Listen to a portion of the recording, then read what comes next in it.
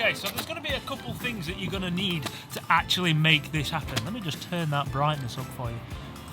Yeah, good enough. So there's going to be a few things that you're going to need. We're going to need equipment, we're going to need camera settings, we're going to need a location, and some creativity. Now, in terms of location, you want somewhere... Sorry if the fireworks, everybody seems to want to let off fireworks recently. Maybe it's because it's near bonfire night. Okay, first things first. How do you actually create a light trail?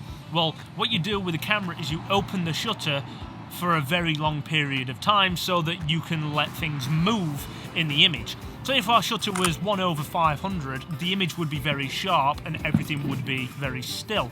Now, if you took a photo at 30-second shutter speed, then your image would be very blurry. Now, in this instance, that's what we want. Let me show you what I mean.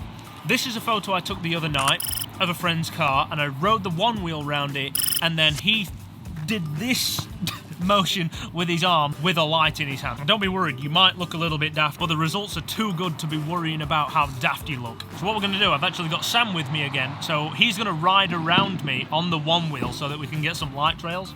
I organised that without your consent. Socially distance, of course. Quickly, your settings need to be a slow shutter, whether it be 10 seconds, 15 seconds, or 30 seconds. Just make it a long shutter. ISO, you need that as low as possible, really. I would put that to 100, and depending on what amount of light you have, you want to raise the aperture in this situation. If you don't have a ton of light at all, maybe go down to the f2.8, but it's going to be hard to focus in such a low light situation, which is why we use manual focus. Yeah, of course, my leg. Been kneeling down for too long. He's just rented the R6. How happy are you with the R6? Extremely happy. As soon as you turn it on, you just feel like, yeah, massive difference. See, he used to shoot with the R. Which was great. I used to shoot the R as well. Now I have the R5, and he now wants the R6. Yeah. Not only has he got the R6, but he's also got a 28-70. Look at how beefy that is. Beef. The weights I lift, or used to lift, were lighter than this. It's heavy.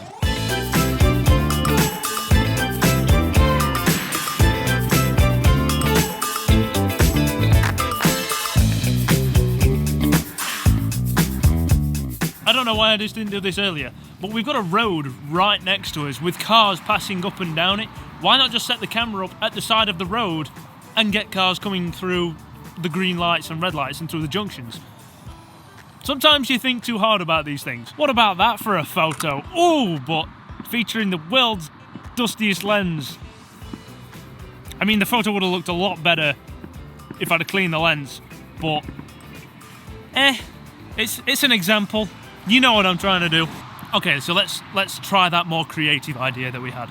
You want one? If you can wrap it round. Why don't you keep that one? Are you serious? Look at that. This is ISO 400. 400 and it... What? And it looks... Oh, you're on F2. F2. Let's go. Mate.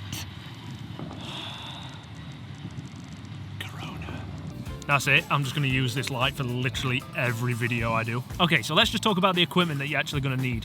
The things that we used for this was a Joby Gorilla Pod, a wide-angle lens, and a full-frame camera. You don't have to have a full-frame camera, but it helps in low light. We also used a one-wheel and this little nifty light. And look at this. Check this out. Watch. Hey! Oh, I'm telling a scary story. Just go and take a look at that screen. Ready? Yeah. Oh, mate, that's hilarious. How good is that? It's so good, man. I can't believe I was able to write it backwards as well. Backwards, that's one thing, but as well, it's like, it's perfectly symmetrical. It's like right in the centre. First time as well. First time as well. Oh my Mate, God. You need to send that one wheel because they're going to love it. Oh yeah. He gives me a bracelet and within 5 minutes, that's what I come out with. I'm not going to say that I'm good, but that's pretty good. That is pretty good. I am pulling like the most standard face. Not smiling, not doing anything. But just look at those light trails. The red, you can even see. It looks like tyre marks.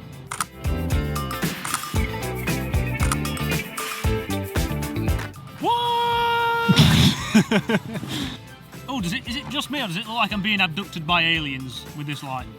Okay, so that's actually how you shoot a light trail. You've got to have a little bit of patience, maybe a few retries, but in the end, the photo always looks good. So by having that shutter open and having light move through the image while that shutter is open, you'll receive a light trail in your photo, just like the one we created with this one-wheel shot. And oh my god, how does that look? How good does that look? That was first try as well.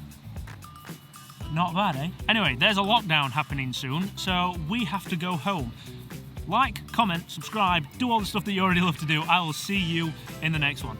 Bye-bye.